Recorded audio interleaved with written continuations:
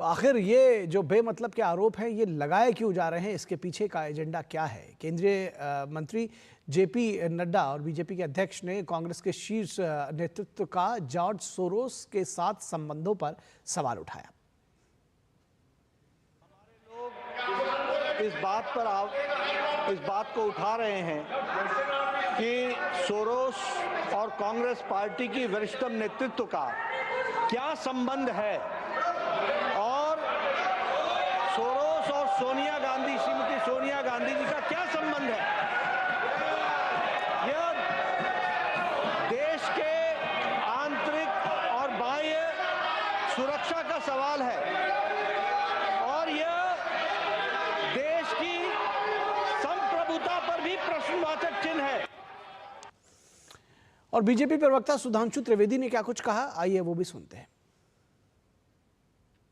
विदेशी धरती से जो लोग भ्रष्टाचार या भारत विरोधी गतिविधि में संलिप्त होते हैं उनके साथ कांग्रेस के शीर्ष नेतृत्व का संबंध हमेशा से निकलता आया है। याद करिए, यूनियन कार्बाइड वाले वॉरेन एंडरसन का किसके संबंध था?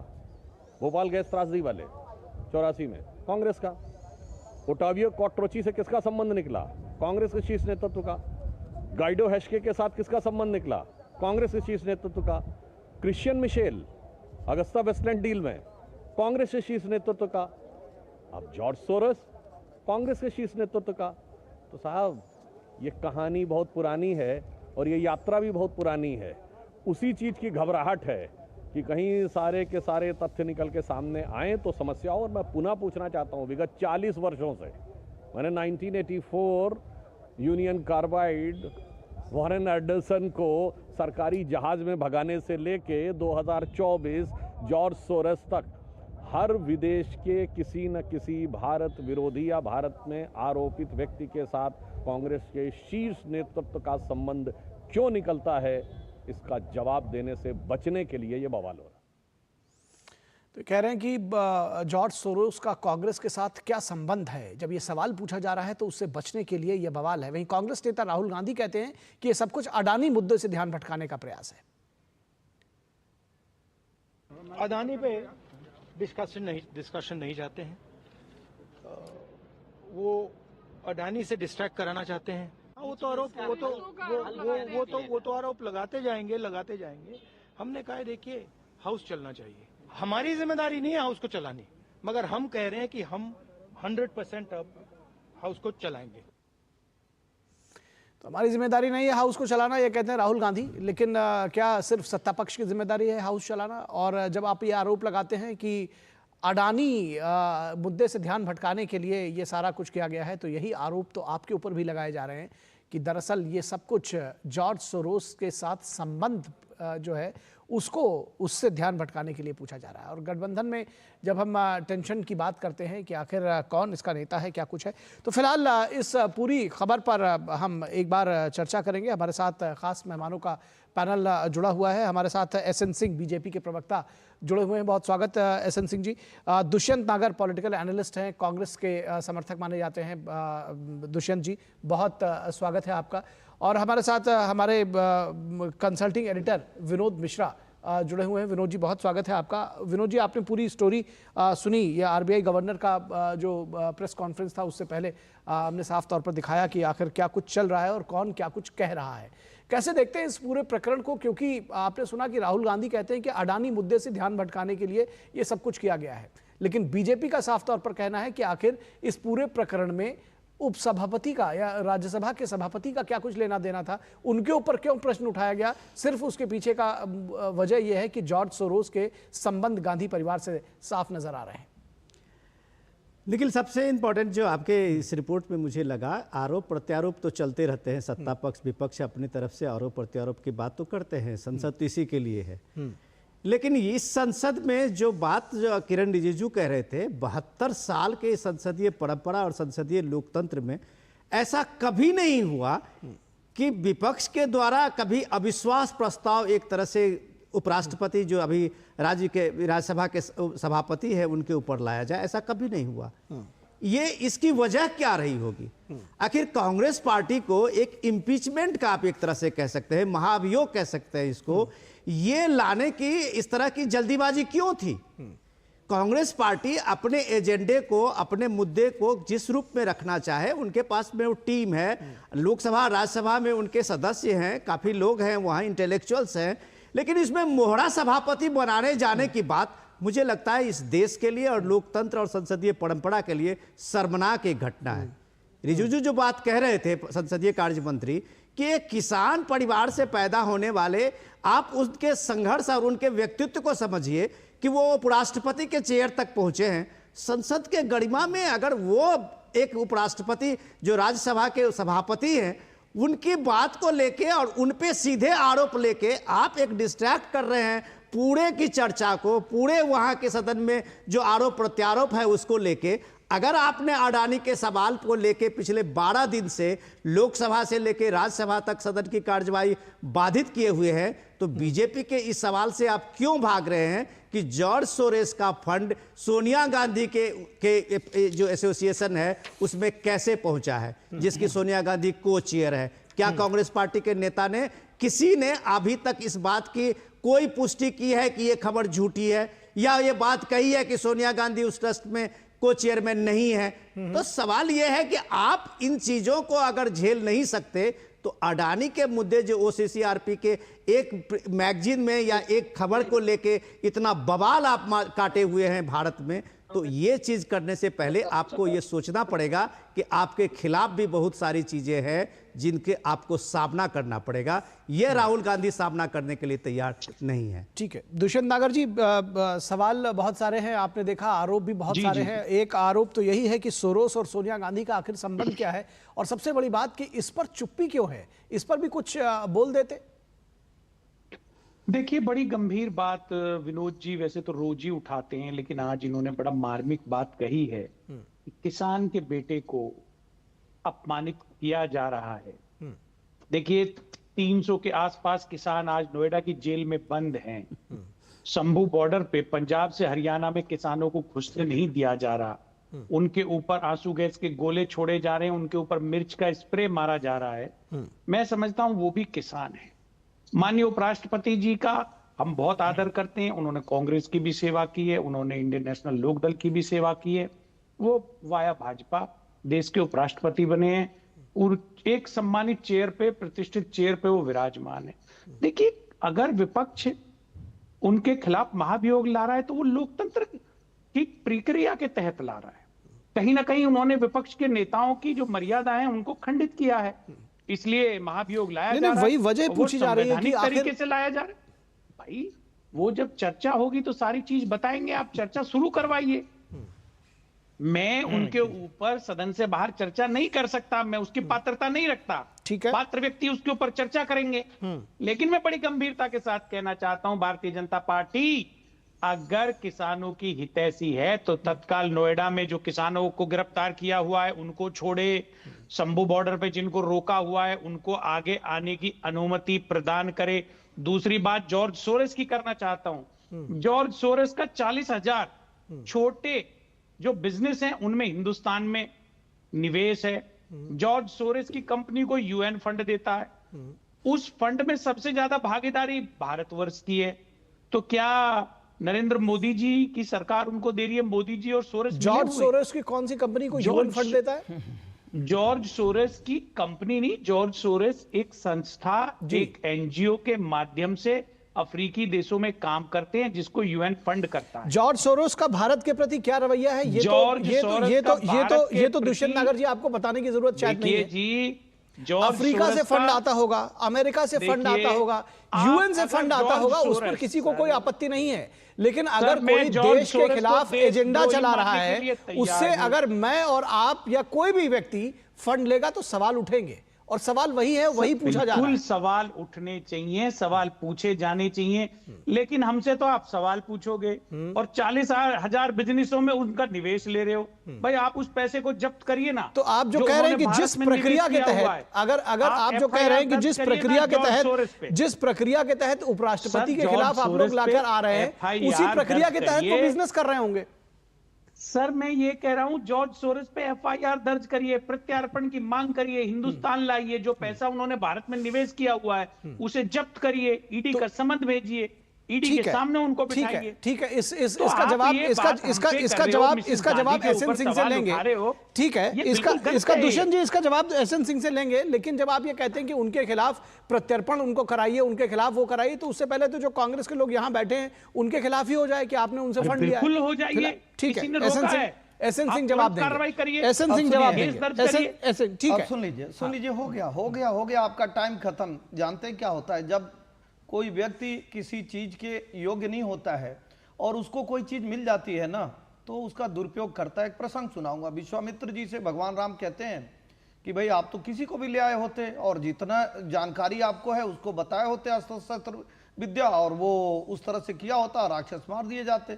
उन्होंने कहा किसी को नहीं दे सकते ना, किसी को नहीं कर सकते, क्योंकि सब लोगों को सब चीज की जानकारी नहीं होती। अच्छी बात है, अविश्वास प्रस्ताव आपने कहा संवैधानिक दायरे में ले आना चाहिए, लेकिन संवैधानिक दायरे का दुरुपयोग तो नहीं होना चाहिए ना, आपके पर्सनल प्रोटेक्शन में वो लागू नहीं होना चाहिए ना। आपसे सवाल पूछा गया कि सोनिया जी का जॉर्ज सोरोस से क्या संबंध है, राहुल जी हिंडनबर्ग की ही बात को क्यों आगे बढ़ाते, क्यों जो विदेशी दुश्मन है उनकी बातों को राहुल जी कहते हैं, तो इसके लिए अविश्वास प्रस्ताव ले आएंगे। क्यों ले आएंगे अविश्वास प्रस्ताव? भारत के खिलाफ क्या ऐसी हो रही है? भारत में कौन सी ऐसी गतिविधि चल रही है 75 साल में? क्या कभी ऐसा नहीं रहा कि विपक्ष के पास 50 मेंबर नहीं हो? वैधानिक व्यवस्था तो यही कहती है ना कि 50 मेंबर कभी भी चाहे तो अविश्वास प्रस्ताव ले आ देंगे। परमाणु डील पर बहुत सारी ऐसी बहस चलती रही। आदरणीय हमारे बहुत सारे नेता उस समय, जेटली जी, सुषमा स्वराज जी, वो धरना प्रदर्शन करते रहे, बाहर बैठते रहे, लेकिन उन्होंने तो अविश्वास प्रस्ताव नहीं लिया, कभी नहीं लिया। क्योंकि जो राहुल जी अपने देश के चुने हुए प्रधानमंत्री मनमोहन सिंह जी का सम्मान नहीं करते हैं, जिन पार्टी के लोग द्रौपदी मुर्मू जी को राष्ट्रपत्नी कहते हैं, जिन पार्टी के लोग वो उपराष्ट्रपति जी की मिमकरी कराते हैं, मजाक उड़ाते हैं, ऐसे लोगों से आप क्या कर सकते हैं? एक छोटा सा सवाल पूछा गया, आज सोनिया जी को कह देना चाहिए कि नहीं मैं उपाध्यक्ष नहीं हूं, बात खत्म हो जाती। अब सोनिया जी से कोई सवाल ना पूछे, राहुल जी से कोई ये ना पूछे कि जो भारत के खिलाफ एजेंडा चलाता है, जो कहता है 370 पुनः बहाल होगी, जो कहता है कि पृथक राज्य कश्मीर में होना चाहिए, उसके साथ फोटो खिंचवाने में शर्म नहीं है, लेकिन ये कह देने में कि नहीं मेरा उनसे कोई संबंध नहीं है, ये कहने। तीसरा आपने पूछा कि भाई जॉर्ज सोरोस की कंपनी भारत में काम नहीं करती है, और बहुत सारी, चाइना हमारा दुश्मन देश है बहुत सारे मुद्दे पे, पाकिस्तान हमारा दुश्मन देश है बहुत सारे मुद्दे पे, तो चाइना के जो सामान भारत में आते हैं तो क्या भारत अपनी विचारधारा बदल देता है? क्या आप चाइना के साथ खड़े हो जाएं? यही अंतर समझना होगा कि कब कौन सी चीज कहां पे लागू होती है। अगर आपको ये जानकारी नहीं है तो ये जानकारी दुरुस्त कर लीजिए कि संवैधानिक व्यवस्था है कि 50 मेंबर कभी भी अविश्वास प्रस्ताव ले आ सकते हैं, लेकिन किस लिए? इसलिए कि आप कटघरे में हैं, इसलिए कि आपके ऊपर आरोप लग रहा है, आपके ऊपर व्यक्तिगत आरोप लग रहा है, देश का उसमें क्या लेना देना। चौथी बात मैं कहूंगा, सबसे बड़ी बात, जब इन लोगों को लगा जो एक घमंडिया गठबंधन है बिखर रहा है, तो कांग्रेस पार्टी ने एक चाल चला। वो चाल कैसे चले कि हम फिर अगुआ बने हुए हैं और आइए देखिए हम सब एक हैं। कोई एक नहीं है भैया। आपने अभी किसानों के मुद्दे को उठाया, भाई कर्नाटक में किसान नहीं है, वहां तो 1100 किसान शहीद हो गए, एक बार भी आप वहां की बात नहीं करते हैं। आप न कर्नाटक की बात करेंगे, न किसान की बात करेंगे, न महिला की बात करेंगे, न देश के सम्मान की बात करेंगे। और इसीलिए हमारे बहुत सारे लोग ये कह रहे हैं और देश के लोग भी ये जान रहे हैं कि कांग्रेस पार्टी जो है वो टूल किट बन गई है। वो पैसा जो ले लेते हैं ना, पहले क्या होता था शादी ब्याह में हर आदमी का काम फिक्स होता था कि ये पैसा लेगा इसके बदले ये काम करेगा, तो ये राहुल गांधी जी और कांग्रेस के लोग जो है पैसे पे काम कर रहे हैं, देश विरोधी ना, इसीलिए इनको देशद्रोही कहा जा रहा है। निश्चित तौर पे सत्ता पक्ष और विपक्ष दोनों की जिम्मेदारी है कि वो संसद को चलाए, मर्यादा में चलाए, लेकिन अपने जो आपको हक मिला है उसका गलत उपयोग कर देना। 91 में, 95 में, 93 में, 72 में, 74 में, 75 में कभी इमरजेंसी लगा दीजिए, कभी एक धर्म के शिक्षा को प्रतिबंधित कर दीजिए, कभी पूजा स्थलों पे कानून ले आ दीजिए, कभी किसी को वक्त को बहुत ज्यादा पावर दे दीजिए। ये दुरुपयोग मत करिए। इस नाते देश की जनता ये जान रही है कि कांग्रेस ये गलत दिशा में जा रही है। उससे सवाल पूछा जा रहा है आपका संबंध है कि नहीं? दो शब्दों में कहिए है या नहीं। ठीक है। देखिए मैं दो बातों का जवाब देना चाहूंगा। जी मैं आपके पास आऊंगा, आपके पास आऊंगा। आपके पास सर आऊंगा। थोड़ा सा ले लीजिए फिर। अच्छा चलिए 10 ही सेकंड चलिए आप दे लीजिए। ठीक है। देखिए एसएन सिंह जी बड़े समाजवादी और विद्वान व्यक्ति हैं, हम इनका बड़ा एहतराम करते हैं, विचारधारा अलग जरूर है। दो बातें मैं इनकी जवाब देना चाहूंगा। एक तो सोनिया जी का या कांग्रेस के किसी भी नेता का जॉर्ज सोरस से उतना संबंध है जितना प्रधानमंत्री श्री नरेंद्र मोदी जी का। और दूसरी आप बात कर रहे थे ना पैसे लेके काम करते हैं, तो आदरणीय प्रधानमंत्री के द्वारा गठित पीएम केयर फंड में ऐसी कंपनियों ने पैसा दिया है जिनके ऊपर ईडी की जांच चल रही है। तो श्रीमान जी और राहुल गांधी को बता दीजिए आप, या राहुल गांधी क्या की है, जब कांग्रेस सच्चाई आप नहीं पार्टी बोलते हैं को ना बड़े भाई, कोई जब पैसा सच्चाई अगर लेकर नहीं दुनिया आते हैं, के किसी सुप्रीम कोर्ट में प्रतिबंधित जाकर कंपनी कान ने पकड़ दिया के हो। माफी मांगते हैं और चैनलों पर बैठ के झूठ बोलते हैं, आपको लगता है कि देश और प्रदेश की जनता गुमराह हो जाएगी? तो देश और प्रदेश की जनता गुमराह होने वाली नहीं है। आपने क्या क्या कहा? आप विदेशों में जाकर कहते हैं कि सिख पगड़ी पहनकर जा नहीं सकते हैं, भारत में लोकतंत्र है ही नहीं है, भारत में ईवीएम है ही नहीं है, भारत में सुप्रीम कोर्ट है कहाँ नहीं। ऐसा तो जो लोकतंत्र? भारत की वैधानिक व्यवस्था है, जो संवैधानिक संस्थाएं हैं, उस पर बार बार नहीं है आप सवाल लोकतंत्र। उठाएंगे। उन्हीं संवैधानिक संस्थाओं के बिल्कुल नाते सवाल कर्नाटक उठाएंगे और सर, हिमाचल में हर आप जीत जगह सवाल जाएंगे। उठाएंगे। तो निश्चित तौर पे ये देश प्रदेश की जनता जानती है, एक तरफा एजेंडा है, भारत को बदनाम ठीक है। करिए, भारत के लोकतंत्र को बदनाम करिए और जिनसे पैसा लिए उनके लिए काम करिए। कौन नहीं जान रहा? निखिल ठीक है, मैं विनोद जी को लेकर आऊंगा। विनोद जी देखिए क्या आपको सर, लगता है? ये बड़ी गंभीर बात है। मैं आपके पास आऊंगा, आपके पास आऊंगा दुष्यंत नागर जी, आपके पास आऊंगा। विनोद जी, मैं एक बात ये समझना चाह रहा हूं कि ये जो सारी राजनीति है और जिस तरह से, जिस गंभीरता की बात दुष्यंत नागर कह रहे हैं उनका ये पॉलिटिकल राइट है और वो संवैधानिक अधिकार है, वो जाकर के उसको ऐसा कर सकते हैं, लेकिन क्या ये व्यक्तिगत तौर पर रक्षा के लिए, क्या राहुल गांधी के ऊपर, सोनिया गांधी के ऊपर आरोप ना लगने पाए, उससे ध्यान भटकाने के लिए क्या ये जो बीजेपी का आरोप है, कितने सहमत हैं आप?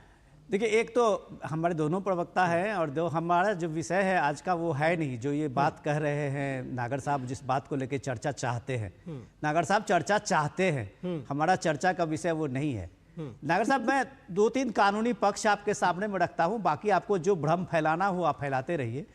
अभी अभी महाभियोग का, देखिए एक मिनट सुन तो लीजिए, मैं हमसे आप ज्यादा जानकार हैं, मैं इसलिए आपको बता रहा हूं। राज्यसभा के जो सभापति हैं, एक मिनट आप सुन लीजिए, आपका बहुत ज्ञान मैंने सुना है। राज्यसभा के जो सभापति हैं वो देश के उपराष्ट्रपति भी हैं। उनके खिलाफ अगर महाभियोग लाते हैं तो राज्यसभा के साथ साथ लोकसभा में भी उसका प्रस्ताव आता है, नंबर 1। नंबर 2 कि आपने जब अविश्वास प्रस्ताव लाया है तो उस नोटिस देने से पहले 14 दिन का एक टाइम है, लिमिट है कि 14 दिन पहले आप नोटिस लाएंगे।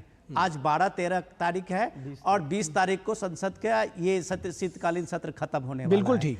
आपको सब कुछ पता है, नंबर भी नहीं आपके पास। ना आपके पास नंबर है, आपके पूरे इंडिया गठबंधन के पास 85 नंबर है, और आप सिर्फ लोगों को गुमराह करने के लिए देश का आप एक तरह से गुमराह, जैसे आप यहां बैठ के कर रहे हैं, किसान नेता नोएडा का और वहां पे धरने पे बैठा हुआ किसान से आप सीधे उपराष्ट्रपति किसान का नेता, किसान की बेटा से तुलना कर रहे हैं।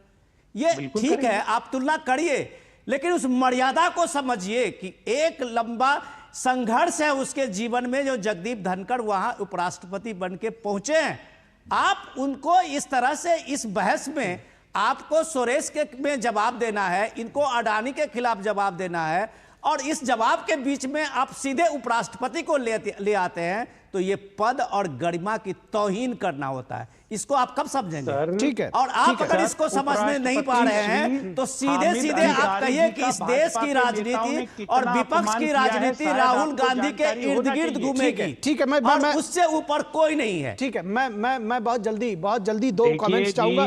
दुष्यंत नागर जी, आपसे जो सवाल पूछा गया है, 14 दिन का नोटिस देना होता है, नंबर नहीं है। सवाल भी तो सुन लीजिए साहब, 14 दिन का नोटिस देना होता है, नंबर है नहीं आपके पास, तो ये क्यों ना केवल पॉलिटिकल गिमिक माना जाए और ये माना जाए कि ध्यान भटकाने की जो बात कही जा रही है वो सच है, क्योंकि न चर्चा होनी है, न ये नोटिस दिया जा सकेगा, न ये सर्व होगा, न नंबर है आपके पास। देखिए, सदन की कार्यवधि बढ़ाई जाए, कौन मना कर रहा है? अब ये कौन सी बात है? गंभीर विषय है, इस पर चर्चा होनी चाहिए।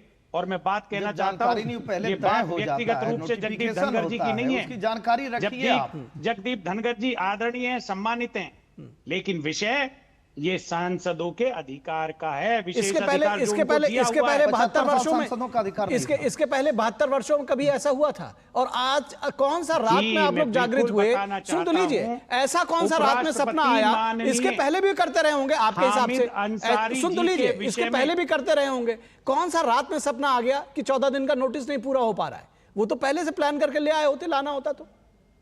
देखिए, तो हम अनुरोध करेंगे सरकार से कि सदन की कार्यावधि बढ़ाई जाए और इस पे चर्चा की ठीक है, जाए। ठीक है, रही ठीक है, बात ठीक है। दूसरी नैतिकता की, बहुत बड़ी बातें कर रहे थे मिश्रा जी। अरे मैं तो आपसे ये पूछना चाहता हूं, हामिद अंसारी जो एक ऐसे परिवार से हैं जिन्होंने भारत के लिए कुर्बानी दी, जेल रहने काटी, भी दीजिए, आजादी समय में दीजिएगा। महत्वपूर्ण चलिए, भूमिका निभाई। वो मैं जब इस चर्चा को खत्म उपराष्ट्रपति करना पद पे चाह रहा हूं। प्रतिष्ठित एसएन सिंह थे, के पास जाऊंगा। तो उनको ठीक है, किस प्रकार से ट्रोल किया जाता था? ठीक है, ठीक है, ठीक है, ट्रोल किया जाता था। एसएन सिंह जल्दी से जवाब दीजिए। 10 सेकंड में दोनों चीजों को देखिए। और मैं नहीं चाहूंगा, मैं किसी संवैधानिक संस्था पर सवाल नहीं उठाना चाहता हूं, लेकिन आप जाके पढ़िएगा कि आदरणीय हामिद अंसारी जी जो देश के उपराष्ट्रपति रहे, माननीय रहे, उनका अल्पसंख्यकों के प्रति प्रेम और दूसरों के प्रति दुराव किस तरह से है, मैं ये पूरा जग जाहिर है, सब लोगों ने देखा है कि उन्होंने कहा कि भेदभाव होता है। दो चीज मैं कहूंगा, स्वर्गीय अटल बिहारी वाजपेयी, आप प्रतिपक्ष के नेता थे, दो बड़े डिसीजन होते हैं, एक में यूएन में भारत की सदस्यता की बात थी और जवाहरलाल नेहरू जी फाइनल करते हैं कि नहीं पहले चाइना को दे दिया जाए। जब उस पर डिस्कशन होता है, एक पत्रकार एक बार सवाल पूछ रहा होता है, तो स्वर्गीय वाजपेयी जी कहते हैं ठीक है, आदरणीय जवाहरलाल नेहरू जी ने जैसा निर्णय लिया देश हित में लिया होगा। दूसरा, जब देश के प्रधानमंत्री स्वर्गीय राजीव गांधी जी थे और श्रीलंका में सेना भेजने की बात थी, बहुत सारे सवाल जवाब किए जा रहे थे, लेकिन उस समय भी देखे होंगे जब वो जाते हैं विदेश में, एक सवाल पूछा जाता है, वो कहते हैं देश के आंतरिक मामलों में बाह्य हस्तक्षेप हमको मंजूर नहीं है। ये अंतर कब समझेंगे कि बाहर जाके देश के लोकतंत्र को बदनाम करना, देश के संवैधानिक संस्थाओं को बदनाम करना, राष्ट्रपति को बदनाम करना, उपराष्ट्रपति को बदनाम करना, ये कांग्रेस पार्टी कब बंद करेगी? क्योंकि आपके पास कुर्सी नहीं है। कुर्सी किसी भी कीमत पे चाहिए, किसी भी शर्त पे चाहिए, चाहे देश का बंटवारा हो जाए, चाहे हिंदू मुस्लिम राइट हो जाए, ये सब करके ही तो कुर्सी पाए साहब। अब तो बकस दीजिए। ना, ना, ना। ठीक है, अब ठीक तो है। देश को अब विकसित आज भारत चर्चा को बनने समाप्त दीजिए। करेंगे। चर्चा में हमारे पास श्रीमान वक्त सिर्फ जी, इतना ही है। राजीव गांधी एसएन सिंह और जी नेहरू बहुत जी के शुक्रिया समय में आपका। चुनाव दुष्यंत आयोग नागर जी एकदम- बहुत शुक्रिया। फिर चर्चा में जोड़ेंगे, तब बहस आगे करेंगे। विनोद मिश्रा जी बहुत शुक्रिया। हमारे पास समय आज बस इतना ही है। बहुत शुक्रिया सभी मेहमानों का। इस वक्त में बस इतना ही, इजाजत दीजिए, नमस्कार।